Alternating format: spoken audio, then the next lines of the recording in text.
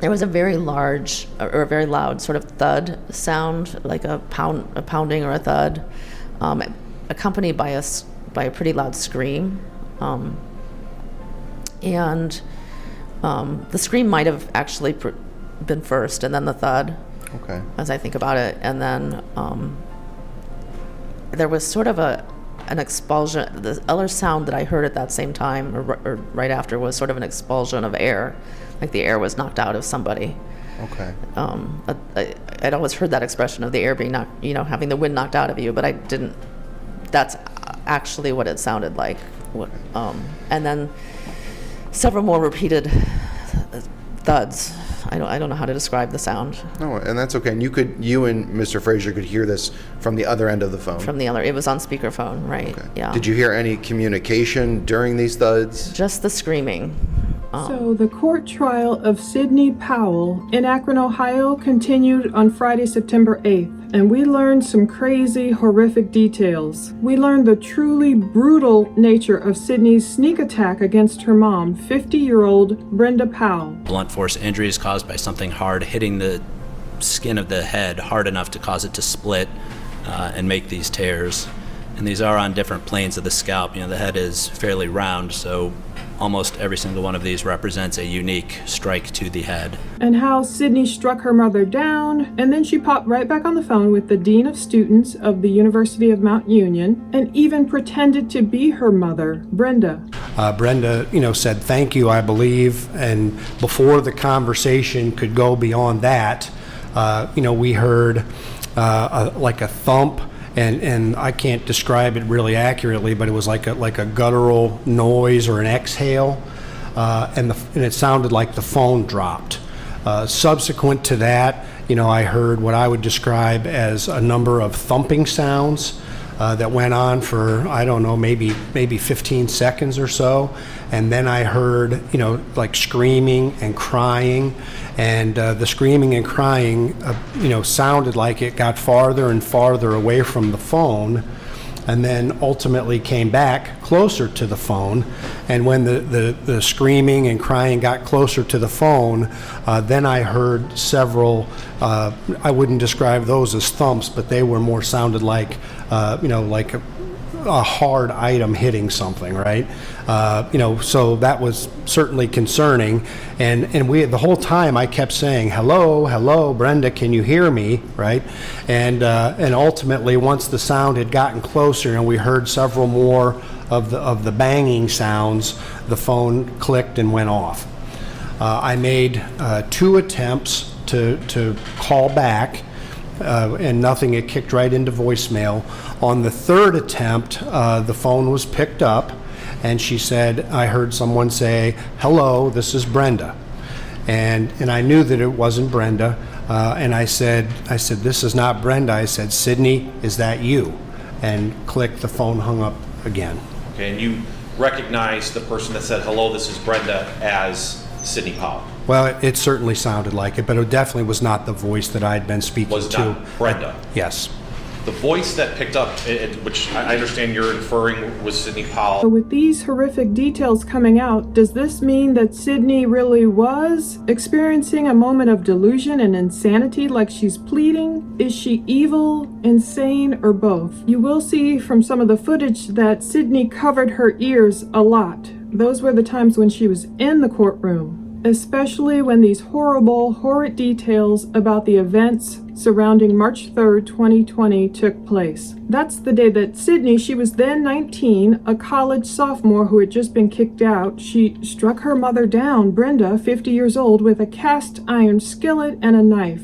Now, there were times on Friday, September 8th, when Sydney left the courtroom. State may call its next witness. Thank you, Your Honor. At this time, the state is going to be calling to the stand Dr. Robert Schott of some kind of medical exam. All right. With court's permission, I'd like to excuse Sydney and family. You may. Thank you.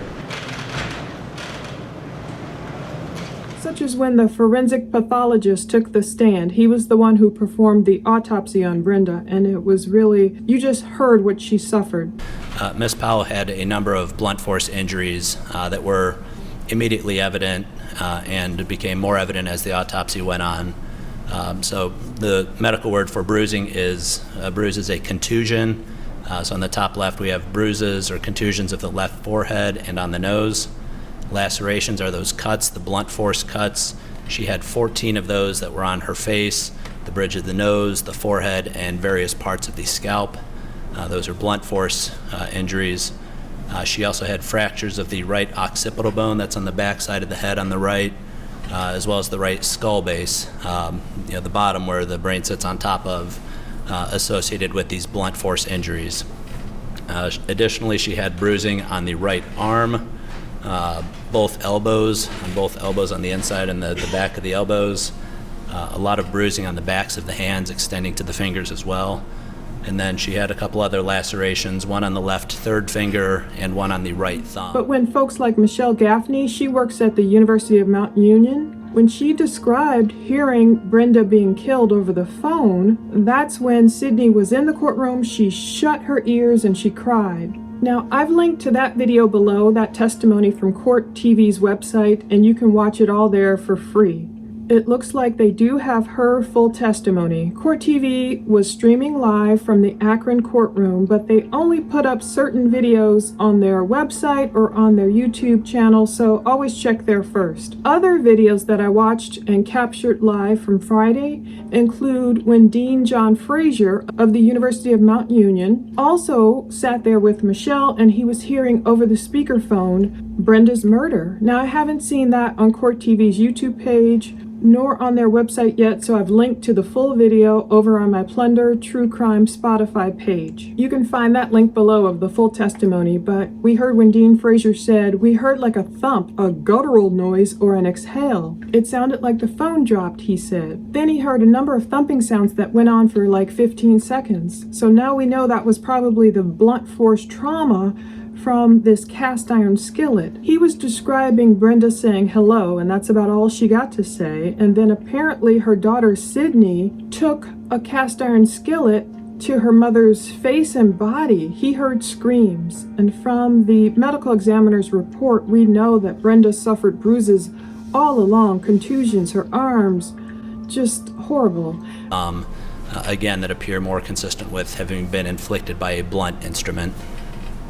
Thank you, Doctor. And I'm going to proceed here with the next slide. And as we've tried to acknowledge throughout this trial that some of the images that are presented can be graphic, I'm going to move forward to the next slide to address some of these blunt force injuries. Excuse me. And Doctor, what are we looking at here?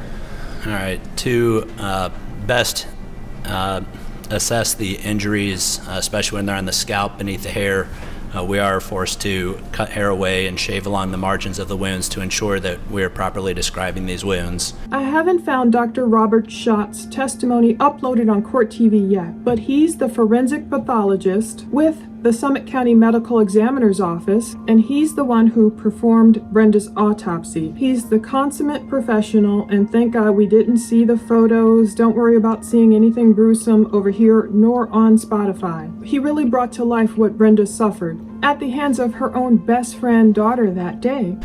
So the pictures here, as they're labeled, show the right side of the head and the back of the head.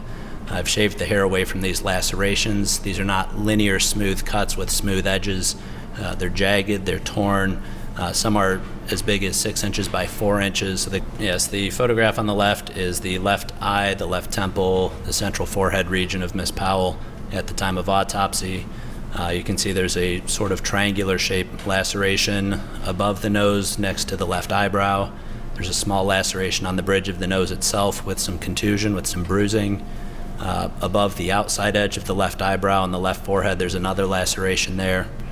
There's a lot of bruising around that left eye with a little bit of swelling. You can also see some bruising below the right eye that could be associated either with direct impact to the right eye region, or it could be associated with the fractures of the right side of the skull that we saw internally. You can get some bleeding into the tissues around the eyes with those as well. These are all blunt force injuries that are visible on that left picture. Yes, this is the kind of the inside and the back of the left elbow. We've got some dark purple bruises on that left elbow. There's also a small scratch you can see on the kind of right over the bone itself. And then right in the center, you can see about a 1/8 inch. That's a stab wound, actually. It's 1/8 inch in width, but a 1/2 inch deep. So there's a stab wound on the inside of that left elbow, as well as the bruising in that same area. I know many of you who are following this trial closely want to hear every detail, so that's why I captured a lot of footage. I didn't know what Court TV would save and what they wouldn't, so I put it on Spotify. You can find the link below to his testimony as well, but always check Court TV first to see what they've uploaded for free. But again, you won't see any gruesome photos, nor anything in this video, nor on the Plunder Spotify account. But just hearing the medical examiner's testimony was enough of Brenda's lacerations to her head and her orbital bone, and he's explaining her hyoid bone and different injuries, and I can't even imagine his job. But Brenda had bruises, cuts, blunt force trauma to her head, and other horrible injuries. Yes, as labeled, you can see these are the backs of the left hand on the left side and the right hand on the right side. There's extensive bruising. On the left picture, you can see it's not quite confluent. You know, there looks like 3 different areas of bruising, one across the knuckles and 2 separate ones on each side of the wrist. They do not appear to connect. There's some normal, unaffected skin in between them. On the left picture, you can see a small scratch on the back of the hand and a larger cut or a laceration, what I feel is a laceration on the back of the left third finger, where the skin has been pulled back a bit. On the right picture, the bruising is more confluent. It's more of a whole uniform area. I can't say how many times either of these hands was struck by an object or struck another object, but the bruising in the right picture, you can see, goes pretty far up the index finger at the top of the picture. And in this case, I've got many stab wounds and several incised wounds, primarily on the neck and the lower face. We also have 6 sharp force injuries on the left side of the arm, shoulder, and hand as well. So I counted, during my autopsy, counted and measured and examined 23 separate stab wounds into the neck and the lower face. There were 3 more superficial incised wounds on the front and side of the neck. There were 4 stab wounds and 2 incised wounds, so 4 deeper wounds on the left shoulder, left arm, left hand, and then 2 of the shallower cuts, sharp force cuts on the left side as well. The deeper structures that were injured by all those stab wounds to the neck include the jugular veins and the carotid arteries. The carotid arteries being the most critical structures. They're delivering oxygenated blood to the brain under relatively high pressure, and when those are cut, the brain no longer receives oxygen. That's ultimately what resulted in Miss Powell's death, was the loss of blood to the brain. I'm still amazed that Sydney, who weighed a lot less, you can tell back in high school and previous photos, maybe circa 2020, around the time this happened, as she was, entering University of Mount Union, she made it through her freshman year. And then sophomore year is when things really went downhill. But I'm amazed all this strength and brutal force she was able to enact against her mother. Now, Sydney does appear taller than her mom. And after all, Brenda was likely the victim of a sneak attack. She was just getting on the phone to figure out what was going on, why her daughter was unenrolled from college, and her daughter just attacked her. There's also the brief testimony of Detective Bertina Kings somewhere in all the footage. When you say she wouldn't speak with us, what type of questions were you trying to get from Miss Powell at that time? I always ask, the basics: name, date of birth. Do you know why we're here? I always introduce myself, those kind of things. So you're not asking involved questions about what happened at this time, you're just trying to get basic information? Correct. Okay. And you said that Miss Powell was not answering? Not at all. Okay. Can you describe her demeanor? Just laying there with her eyes closed, whispering low. So I had to get very close and try to listen to what she was saying. Okay. And can you recall what she was saying in that whisper? Get out of the house. Get out of the house. Correct. Was she saying this once or twice or twice, or repeating it? Over and over and over and over again. Okay.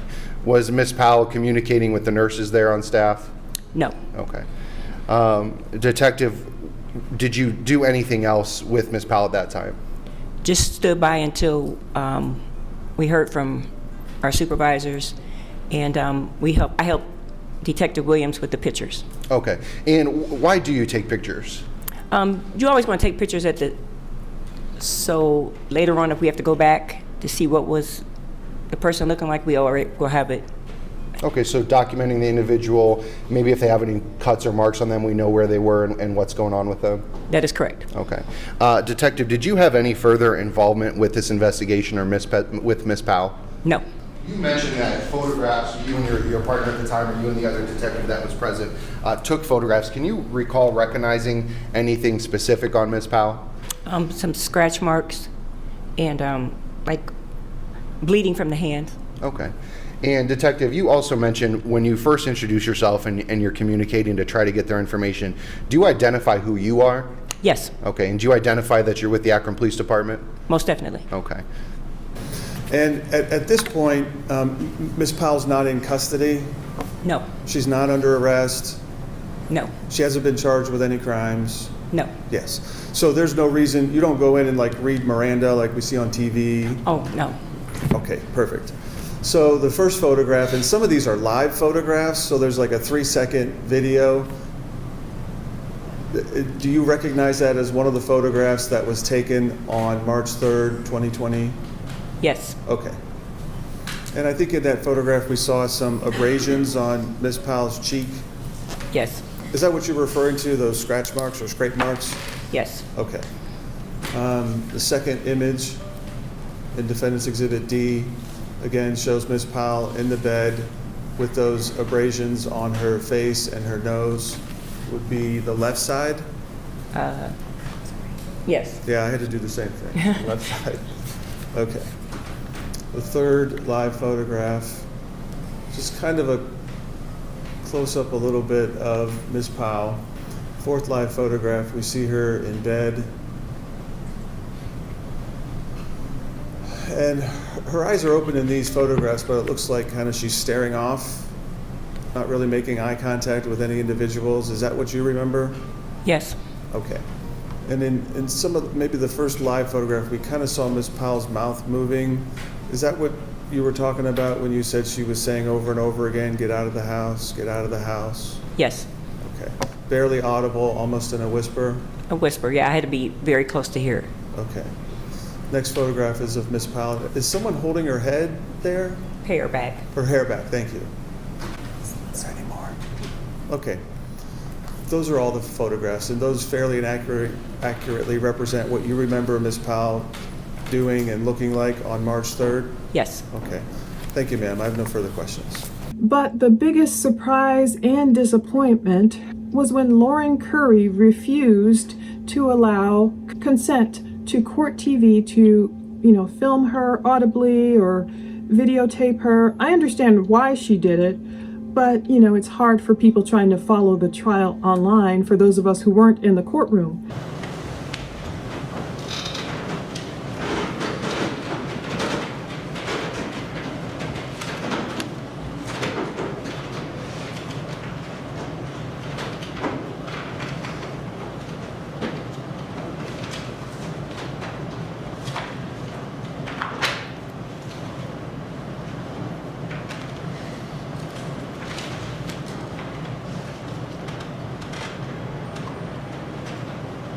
Our state calls Lauren Curry.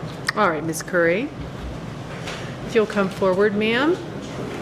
Just come right around here. And then come on over to this chair over here. And if you'll stay standing, I need to ask you 2 questions. First question is, do you consent to being videotaped and audio taped today? Okay, thank you. She said no. And ma'am, if you'll raise your right hand. Do you swear or affirm that you'll tell the truth, the whole truth, and nothing but the truth in the proceedings before the court today? Okay, please go ahead and have a seat. And I'm So now, the University of Mount Union does have a Lauren Curry listed from 2018 as an English major from Akron, Ohio, who was a freshman that year. So we can only assume this was likely the woman in court. She maybe was a close friend, a sorority sister, or even a roommate to Sydney. Sydney was very emotional. We could just see Sydney, since Lauren didn't consent to be filmed or audibly or visually. We just saw Sydney, and she was very emotional during this entire hour that Lauren testified, and we couldn't see or hear any of it.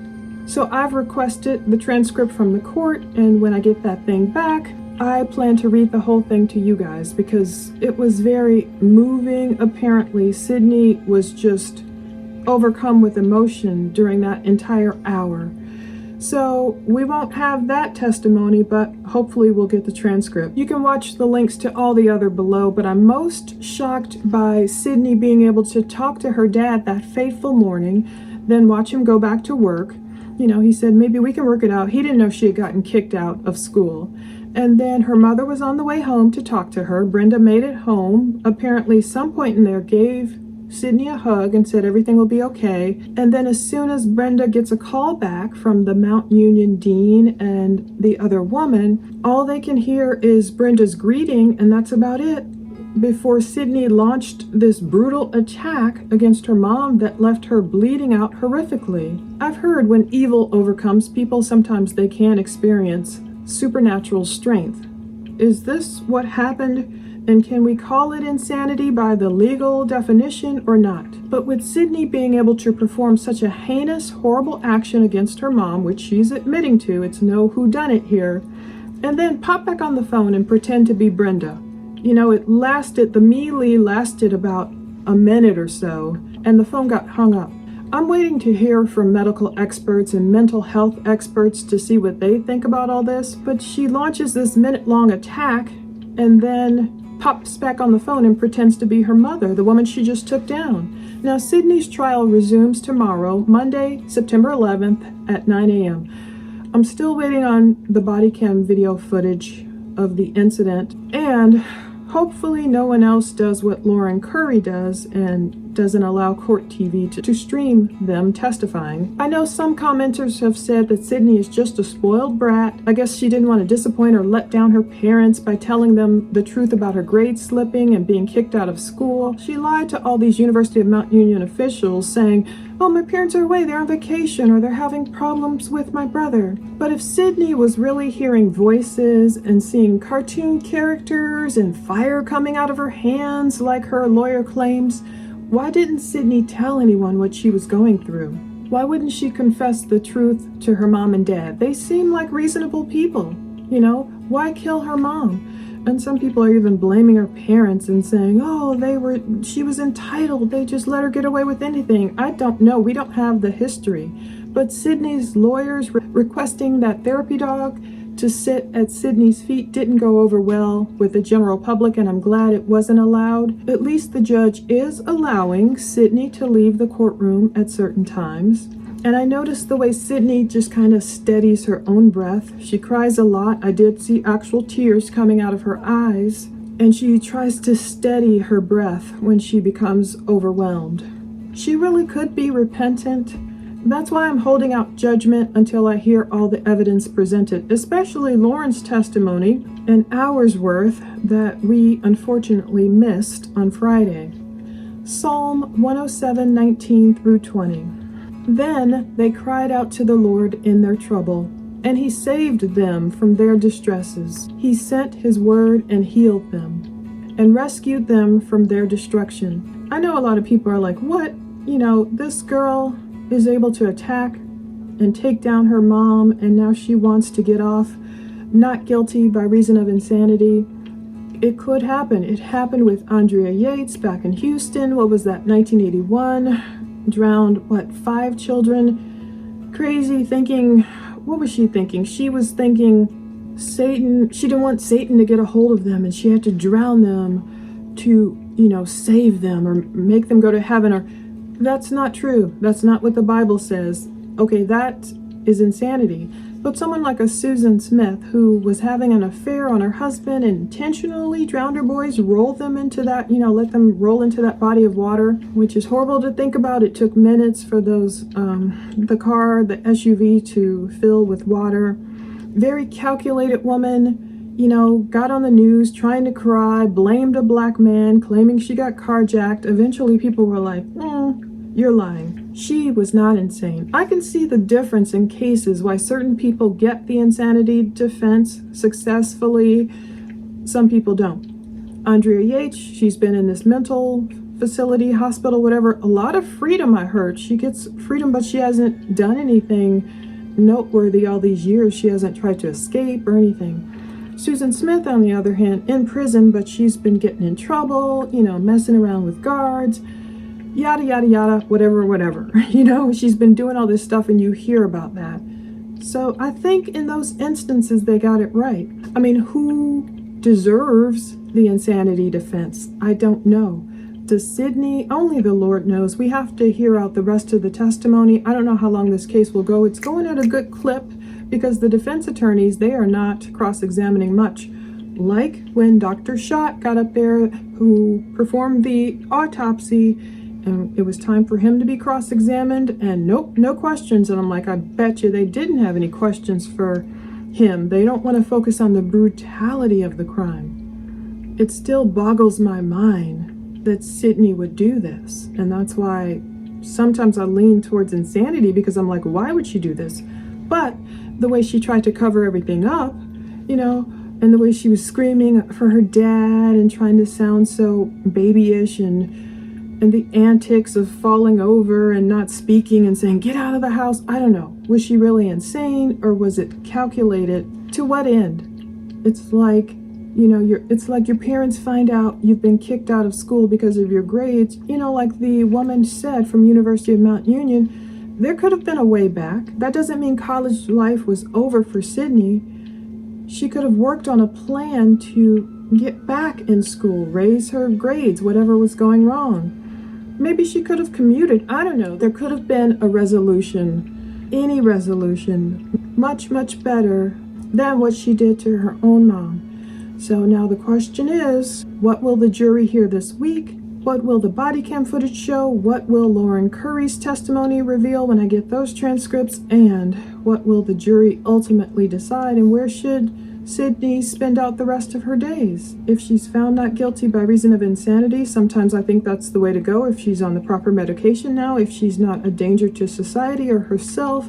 And plus, since her family is so on board with Sydney, that's one thing that leans me towards that camp, and just not seeing her go to prison where it might not be helpful. But on the other token, it doesn't mean that everyone who performs such a horrible action can just claim insanity and not feel the consequences. I think by watching this family suffer, they're already feeling the consequences, and they don't want Sydney going to prison. I don't know what's going on here. Again, this is a difficult one. That's why I'm grabbing all the evidence. Watch it all below. Again, thank you so much for watching and letting me know what you think. We'll continue with this trial. See it through to completion. Again, since I've been waiting 3.5 years for this. Thank you. Take care. We pray for justice and God's will in Jesus' name.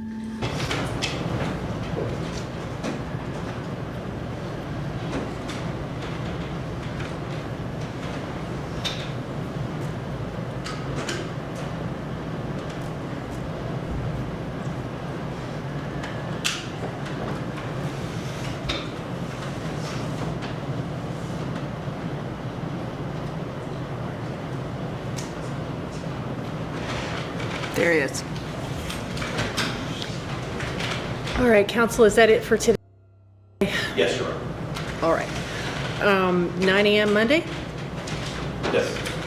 All right. Ladies and gentlemen, I'm going to release you for the weekend. We will see you back here at 9 a.m. on Monday. We will try to get started as quickly or as closely to that time as possible. Again, don't discuss this matter among yourselves. Don't discuss it with anyone else. And don't engage in any independent research. Thank you very much. Have a good weekend. All rise.